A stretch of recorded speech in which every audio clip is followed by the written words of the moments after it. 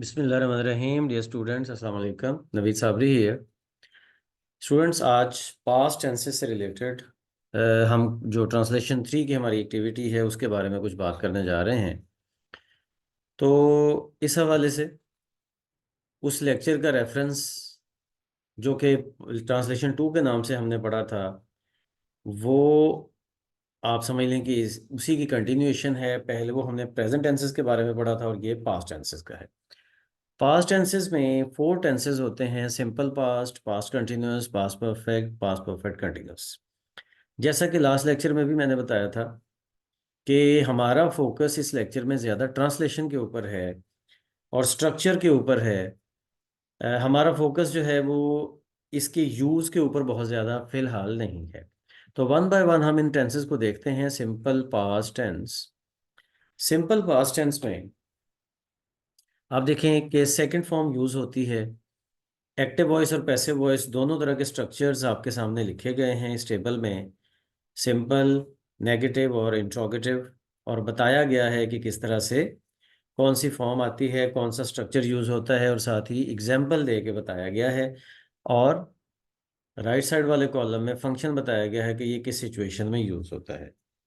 यहाँ ट्रांसलेशन के point of view से अगर हम देखें तो ये बात समझने की ज़रूरत है कि पास्ट इंडेफिनिट या सिंपल पास्ट टेंस में किसी भी ऐसी बात का जिक्र होता है जो काम हो गया और उसका प्रेजेंट के साथ कोई ताल्लुक नहीं है, या जो काम माजी की रूटीन रहा है। अब जैसा कि पहला फंक्शन अगर हम देखें तो started in past, completed in past, मतलब ये वो है कि जिसमें उर्दू के फिक्रों में अक्सर जो है ना वो सिर्फ अलिफ, छोटी ये बड़ी ये टाइप के वर्ड्स आते हैं, लेटर्स आते हैं। मतलब आप समझ लें कि वो कल पहुंचा, वो कल यहाँ पहुंचा, वो कल यहाँ आया। ठीक है। मैंने मैंने उसकी मदद की। ठीक है। वो हमारी मदद को आए।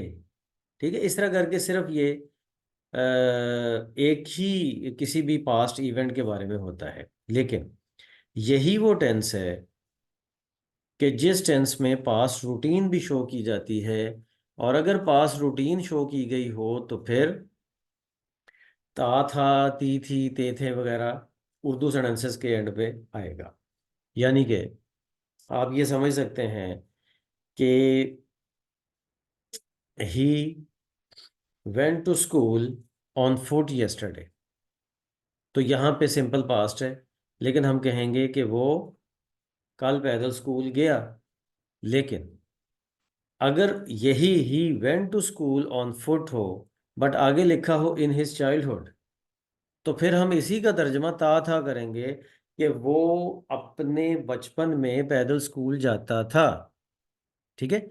इस तरह से हमने इसको समझना है। इसके बाद आगे चलते हैं। तो पास्ट कॉन्टिन्यूस टेंस है। पास्ट कॉन्टिन्यूस टेंस में भी एक्टिव और पैसिव दोनों स्ट्रक्चर्स आपके सामने मौजूद हैं। वॉज बार के बाद इसमें आईएनजी फॉर्म आती है। ये एक ऐसी सिचुएशन में यूज़ होता है कि जब पास्ट के किसी टाइम पे किसी काम के जारी होने को बताया जाता है। यानी कि मैं कल 2 बजे सफ़र कर रहा था। ठीक है।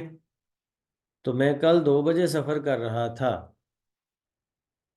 इस तरह से करके ये होता है। और इसका पैसिव वॉइस अगर हो तो कल 2 बजे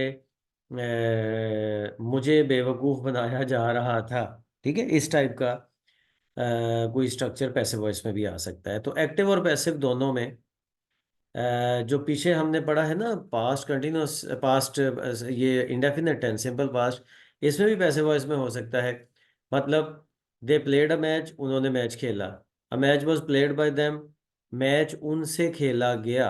ये पैसिव वॉइस हो जाएगा। ऐसे ही पास्ट कंटिन्यूस अगर है तो वो मैच खेल रहे थे, वो कल 3 बजे मैच खेल रहे थे।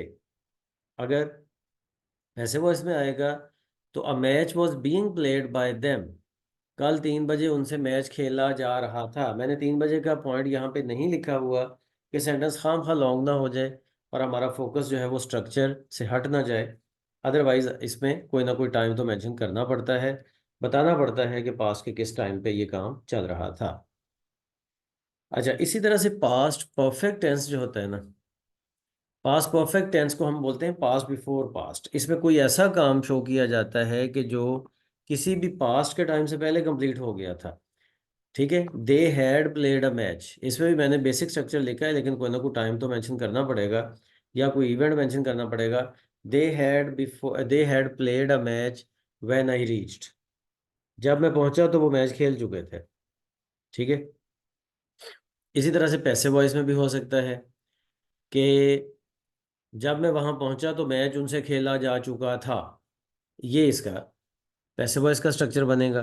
तो ट्रांसलेशन की एक्सरसाइज में एक्टिव और पैसिव दोनों चूंकि आ सकते हैं, तो इसलिए आपको दोनों ही के बारे में अच्छे तरीके से नॉलेज होना चाहिए।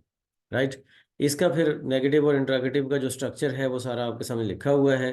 आई होप कि इसमें कोई इशू नहीं होगा। बाकी अगर होगा तो जाहिर है कि आप क्लास में पूछ सकते हैं मेरे से। इसके बाद पास्ट परफेक्ट कंटिन्यूअस टेंस जो है ना, इसमें सिर्फ एक्टिव वॉइस ही पैसिव पॉसिबल होता है, पैसिव वॉइस पॉसिबल ही नहीं होता।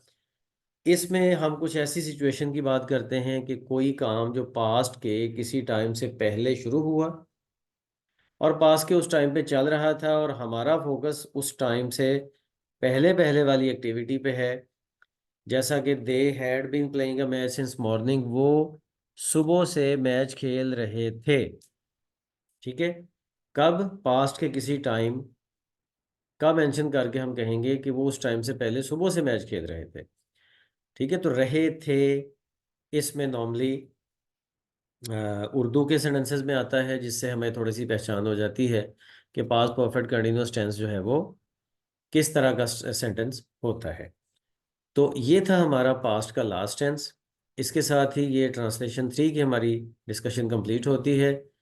तो मिलेंगे अगले लेक्चर में, तब तक के लिए अल्लाह हाफिज़।